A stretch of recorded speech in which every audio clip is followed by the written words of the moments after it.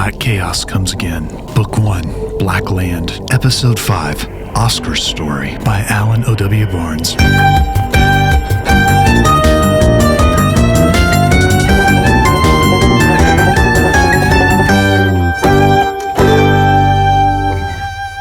The following day, I discovered I couldn't do anything right.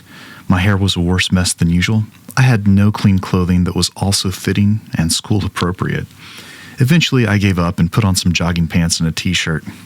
I went to school and tried to pretend as if nothing had happened. We all did. I felt smaller, more vulnerable than I've ever felt in my life. I had experienced death so visceral that it made everything else feel unreal. I felt kind of weird about it, dirty. I mean, I've had relatives die, but their passing didn't affect me the same way. It didn't make sense that I should be this upset over the death of a girl who hated me. I guess I didn't hate her as much as I thought. Maybe this feeling is what caused the Egyptians to try and defy death. Perhaps this feeling is why so many humans hope for a resurrection. There was an assembly that morning. The principal said nice things about Veronica. He assured all of us that counselors were available if anyone needed to discuss their feelings, and he encouraged us to take advantage of those school counselors. I noticed a small circle of Veronica's friends weeping in the bleachers, including Deborah Sinclair and Heather McNeil. Oskar was still nowhere to be seen.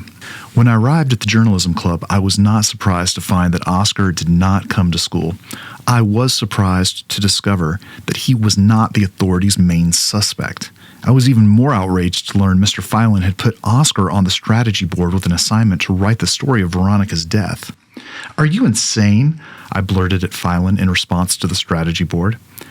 Mr. Phelan seemed genuinely surprised by my reaction. "Oskar knew Veronica better than anyone in this room. He's the obvious choice." "Sure, if you want a first-hand account from the killer." Mr. Phelan and the other journalism students just stared at me, confused. I crossed my arms, feeling insecure. "He was the last person to see her alive. They went off in a dark corner together, and the next thing we knew, she was riddled with cuts in that very same dark corner." Surely they all saw the clarity of my conclusion. A ragged voice cut through the ensuing silence of the room. The voice instantly converted my outrage to anxiety. "You really think I could do that to Ronnie?" It was Oskar, standing in the doorway, unshaven, hair disheveled, wearing the same clothes he'd worn the night before, and glowering at me as though I'd just stabbed him in the back. Maybe I had. "Oskar!" Mr. Phelan exclaimed. "You okay? How did the interview with the police go?" Oscar's movements felt deliberate but encumbered. Exhaustion teemed off him as he fell into a chair near his desk. He rubbed the back of his neck, a gesture I'd noticed from him a lot. He must hold his tension in his shoulders. "They asked me where I was, and I explained that I'd only left her alone for a few minutes." Looking directly at me, he added, "Security footage proved I was on the other side of the building in the bathroom when Ronnie was attacked." "So they have video of the attack?" I asked, hoping the police already knew who to look for, but also hoping I would never have to see that footage. Oskar shook his head. "There were no cameras in the corner where Ronnie and I—" Oskar paused, wisely deciding not to overshare. "We made certain we weren't anywhere the security guards could watch." Everyone sat silently for another moment. We were all still in shock. I was perplexed because now the only suspect I had was a mummy cat, but that seemed like something out of a bad horror movie or an old Bram Stoker novel. Not the one about the vampire, the one about the curse. "The other murders last night were even more bizarre," said Oskar. I stared at Oskar. There had been more murders last night? I had no idea.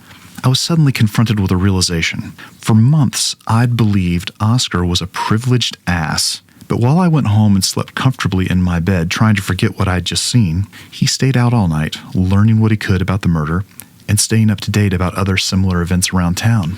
Maybe it was circumstance. I mean, he had to go with the police and answer questions. While there, who knows what he could have overheard.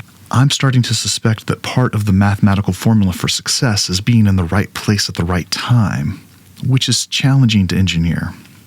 A man cleared his throat. Principal Dixon interrupted us, pulling me away from my thoughts.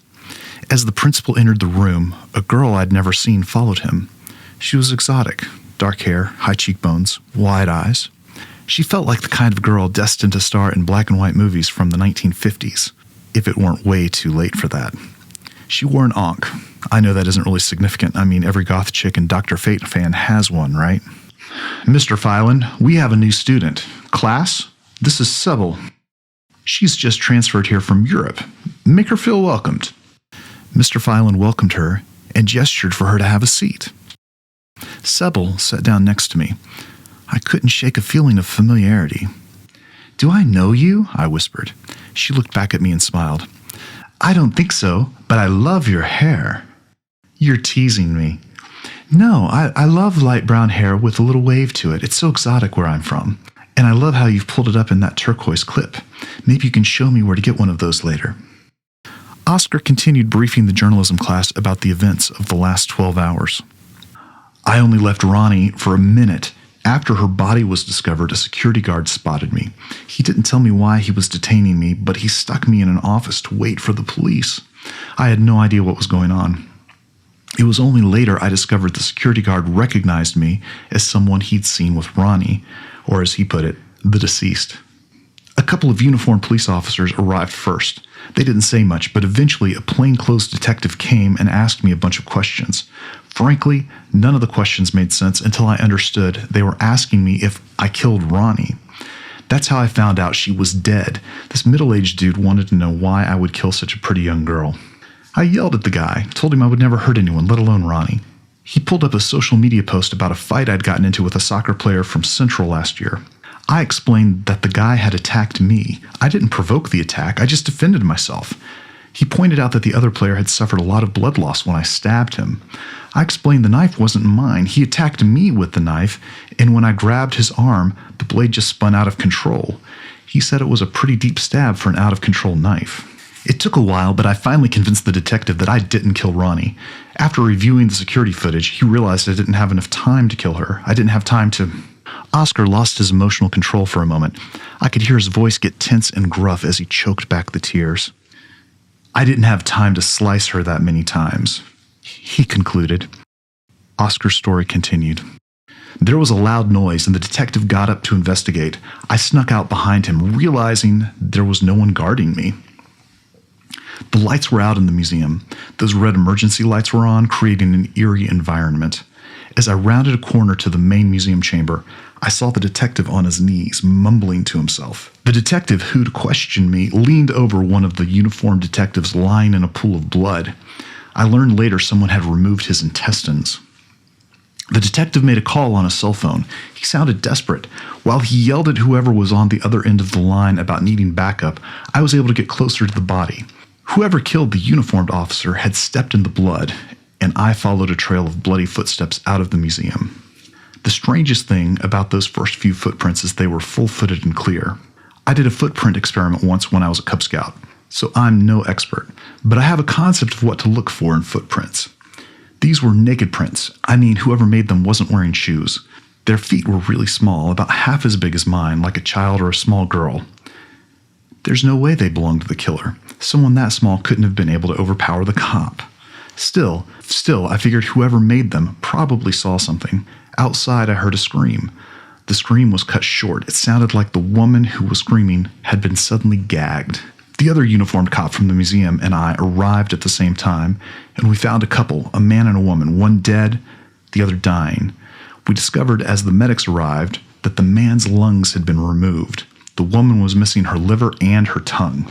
I had a thought. You know, those are the precise organs placed in the canonic jars removed from the Egyptians upon mummification. Except for the tongue. I don't understand that one.